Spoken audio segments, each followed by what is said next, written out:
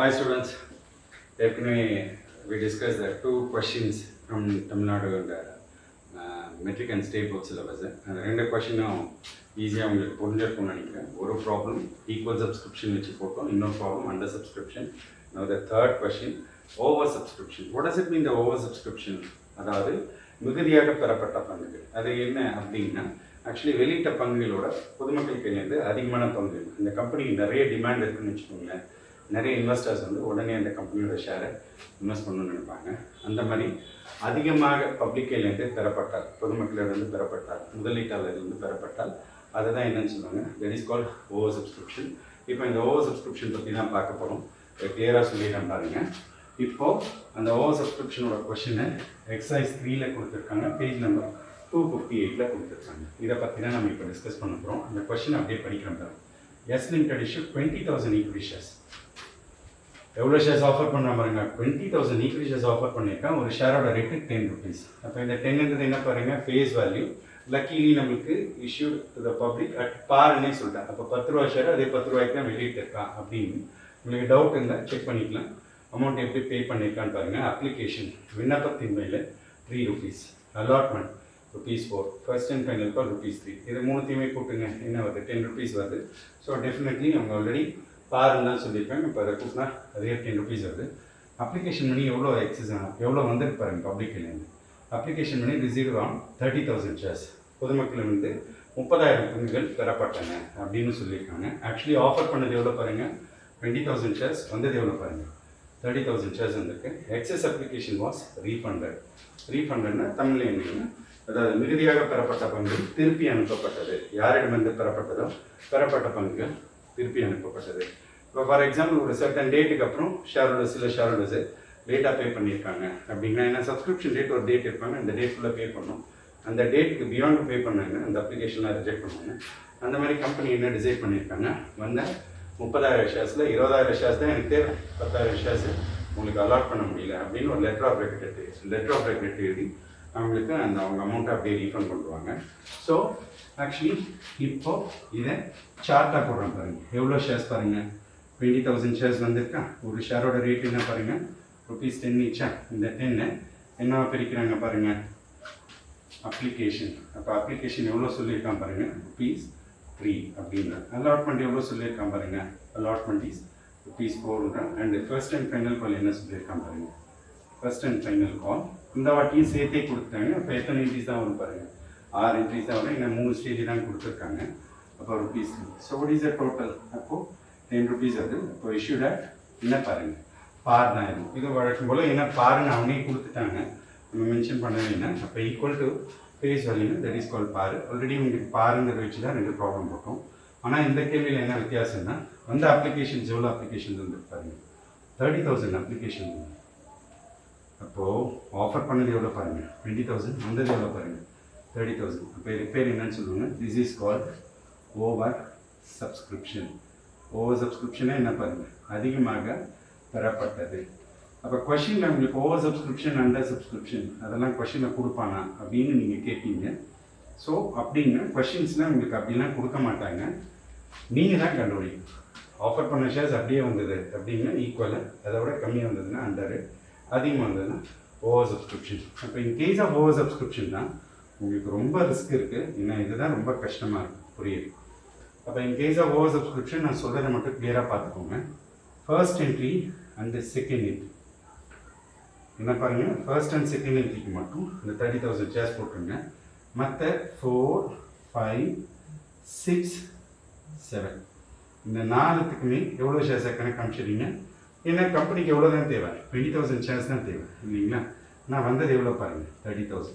அந்த 30,000 என்ன வந்தது அதை எப்படி அட்ஜஸ்ட் பண்ணியிருக்காங்க அந்த ஃபர்ஸ்ட் 2 என்ட்ரிலேயே அவங்க காமிச்சிடணும். ஸோ உங்களுக்கு கிளியராக புரிஞ்சிச்சுன்னு நினைக்கிறேன். ஃபர்ஸ்ட் 2 என்ட்ரி மட்டும் 30,000 ஷேர்ஸ் போடுவீங்க, மற்ற எல்லா என்ட்ரிஸும் 20,000 ஷேர்ஸு. ஏன் இங்கே மொத்தமே 6 என்ட்ரிஸ் வருது, ஏன்னா 3 ஸ்டேஜ் தான் கொடுத்துருக்காங்க, அதனால் 6.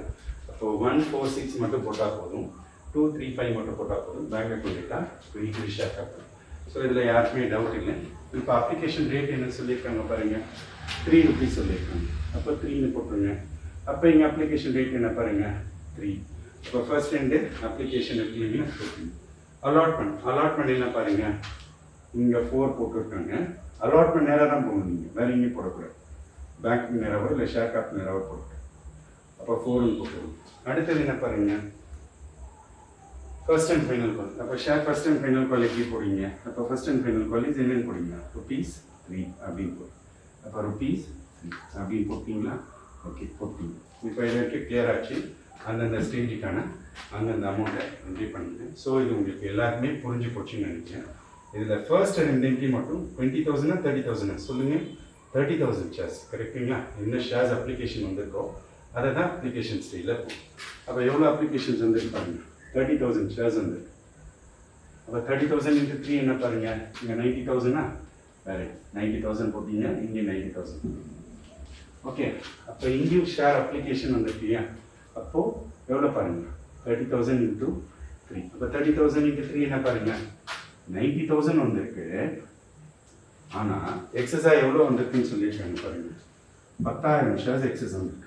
இந்த 10,000 ஷேர்ஸை என்ன பண்ணிட்டேன்ட்டாங்க, ரீஃபண்ட் பண்ணிட்டேன். இப்போ ரீஃபண்ட் பண்ணிட்டேன்னா அவங்க கைக்கே திருப்பி அனுப்பிச்சிட்டேன், அவங்களோட அக்கௌண்ட்டுக்கே திருப்பி அனுப்பிச்சிட்டேன், அவங்க அமௌண்ட்டை அவங்க கையிலே கொடுத்தேன். அப்போ பணம் உள்ள வரும்போது என்ன வந்தது பாருங்க, பேங்க் அக்கௌண்ட் டேட்டான்னு போட்டிங்களா?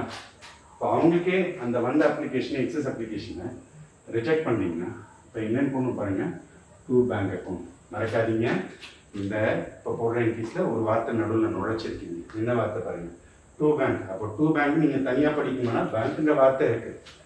அந்த பேங்க்கு ஏன்னா இங்கே பணம் உள்ளே வந்தது, ரிசீவ் பண்ணிது, அப்ளிகேஷன் மேலே ரிசீவ் பண்ண அமௌண்ட்டு இதை வந்து ரீஃபண்டட்னா யார் அனுப்பிச்சாங்களோ அவங்க அனுப்பிச்ச அமௌண்ட்டுக்கு ரீஃபண்ட் பண்ணிடுறாங்க, திருப்பி அனுப்பிச்சிடுறாங்க. எவ்வளோ அப்ளிகேஷன்ஸ் பாருங்கள், 10,000 ஷேர்ஸாங்க. சரிங்களா? இப்போ இங்கே என்ன போடுவீங்க, 10,000 × 3 அப்படின்னு போய். அப்போ 10,000 × 3 என்ன பாருங்க, 30,000 வந்துடுறீங்களா? 10,000 × 3 என்ன பாருங்க, 30,000 போட்டீங்க. அப்போது எனக்கு இந்த 30,000 ஷேரில் 10,000 ஷேரில் ரிஜெக்ட் பண்ணிட்டாங்க. இப்போ எனக்கு என்ன தேவை பாருங்க, 20,000 ஷேர்ஸ் தானே தேவை. எனக்கு 20,000 ஷேர் கேபிட்டல், 20,000 ஒர்த்துக்கான ஷேர்ஸ்க்கு ₹3 அந்த அமௌண்ட்டு தானே தேவை. இப்போ 30 - 10,000 என்ன வரும் பாருங்க, 20,000 × 3. அப்போ 20,000 × 3 என்ன பாருங்க, 60,000. இதை நான் காம்பவுண்ட் என்ட்ரியாக போட்டேன். காம்பவுண்ட் என்ட்ரினா என்ன பாருங்க, ஒரு டெபிட் இருக்கும், 2 கிரெடிட் இருக்கும், இல்லை ஒரு 2 டெபிட் இருக்கும், ஒரே ஒரு கிரெடிட் இருக்கும். அதாவது multiple debit with single credit are multiple credit with single debit. ஓகேங்களா? ஸோ உங்களுக்கு இங்கே நான் காம்பவுண்ட் என்ட்ரியாக போட்டேன். இதை பிரேக் பண்ணியும் போடலாம். ஈக்விட்டி ஷேர் கேபிட்டல் இருக்கும், share application account data to share capital, இன்னொரு பிரேக் பண்ணி equity share application to bank. ஆனால் இதை தனியாக போட்டிங்கன்னா உங்களுக்கு டைம் வேஸ்ட் ஆகும், எக்ஸ்ட்ரா என்ட்ரிஸ் தேவைப்படும். இது இருக்குது. பட் இங்கே மென்ஷன் பண்ணும்போதே சொல்லுங்கள், நீங்கள் அப்ளிகேஷன் மணி ட்ரான்ஸ்ஃபர், எவ்வளோ application money transfer, 20,000 application money transfer to share capital and balance amount refunded, balance excess application refunded to the share holders. இல்லை சிம்பிளாக எழுதணும்னா நீங்கள் application money transfer and excess application refunded அப்படின்னு போட்டுருங்க. அதோட அந்த narration முடிஞ்சிச்சு. மற்றபடி கரெக்டாக ஞாபகம் வச்சுக்கோங்க, ஃபர்ஸ்ட்டு 2 என்ட்ரி மட்டும்தான் 30,000 போகணும்னு சொன்னேன் அப்ளிகேஷன். பட் அலாட்மெண்ட் ஃபர்ஸ்ட் கால்லாம் என்ன சொன்ன பாருங்கள், you have to mention only தான் 20,000 ஷேர்ஸ். அப்போ என்ன போடுவீங்க, அப்போ இங்கே 20,000 × 4 அப்படின்னு போடும். அப்போ இங்கே என்ன பாருங்கள், 20,000 × 4. அப்போ இங்கே என்ன பாருங்கள், 20,000 × 3 அப்படி. அப்போ இங்கே என்ன பாருங்கள், 20,000 × 3. அப்போ 20,000 × 4 என்ன வருது பாருங்கள், 80,000 டெபிட் வரும். அடுத்தது என்ன பாருங்கள், 80,000 கிரெடிட். கிளியர் ஆகிடுச்சுன்னு நினைக்கிறேன். அப்புறம் 20,000 × 4 இங்கே என்ன போடுவீங்க, 80,000 டெபிட், 80,000 கிரெடிட். ஓகேங்களா? அப்புறம் இங்கே ஃபர்ஸ்ட் அண்ட் ஃபைனல் கால் என்ன போடுவீங்க, 20,000 × 3, 60,000 டெபிட், தென் என்ன பாருங்கள், 60,000 கிரெடிட். ஓகேங்களா? அப்புறம் இங்கே என்ன பண்ணுவீங்க, 20,000 × 3, 60,000 டெபிட், தென் 60,000 கிரெடிட். முடிஞ்சிடுச்சு. இப்போ இன் கேஸ் ஆஃப் ஓவர் சப்ஸ்கிரிப்ஷனை என்ன பண்ண பாருங்க, என்னோட ஸ்டூடெண்ட்ஸ் டெஃபினெட்லி பதட்டப்படாதீங்க. வந்தது எவ்வளோ அப்ளிகேஷன்ஸ்ன்னு பாருங்கள், ஆஃபர் பண்ணது எவ்வளோ அப்ளிகேஷன்ஸ் பாருங்கள். ஆஃபர் பண்ண அப்ளிகேஷன் அதான் பப்ளிக் ஆஃபர் பண்ணது 20,000 ஷேர்ஸ் போட்டிங்க, ரிசீவ் பண்ணது இவ்வளோ அப்ளிகேஷன். அப்போ ரிசீவ் பண்ண அப்ளிகேஷன் என்னோ அது ஃபர்ஸ்ட் இந்த 2 என்ட்ரிலே அதை போட்டு அட்ஜஸ்ட் பண்ணி க்ளோஸ் பண்ணிடுங்க. மற்ற எல்லா என்ட்ரிஸ்க்கும் என்ன தான் போடணும் பாருங்கள், இந்த 20,000 ஷேர்ஸ் தான் போடணும். அதே இங்கே ஃபஸ்ட் அண்ட் ஃபைனல் கால் ஒன்றா கேட்காங்க, அதே ஃபஸ்ட் கால் தனியாக ஃபைனல் கால் தனியாக தானோ அங்கேயும் அப்போ வந்து இந்த 20,000 ஷேர்ஸ் தான் போகணும். ஸோ உங்களுக்கு புரிஞ்சிருக்கும்னு நினைக்கிறேன். ஸோ ஓவர் சப்ஸ்கிரிப்ஷன் கேட்டால் பதட்டப்படாதீங்க, ரிலாக்ஸாக போடுங்க. ஃபர்ஸ்ட்டு 2 என்ட்ரிக்கு மட்டும் உங்கள் பப்ளிக்லேருந்து ரிசீவ் பண்ண அப்ளிகேஷன் அப்ளை பண்ணுங்க. மற்றதெல்லாம் பப்ளிக் என்ன ஆஃபர் பண்ணானோ அந்த அப்ளிகேஷன்ஸை அப்ளை பண்ணி மல்டிப்ளை பண்ணி போட்டுருங்க. All the best. ஸோ நல்லா ஈஸியாக புரிஞ்சிருக்கும்னு நினைக்கிறேன். Best wishes.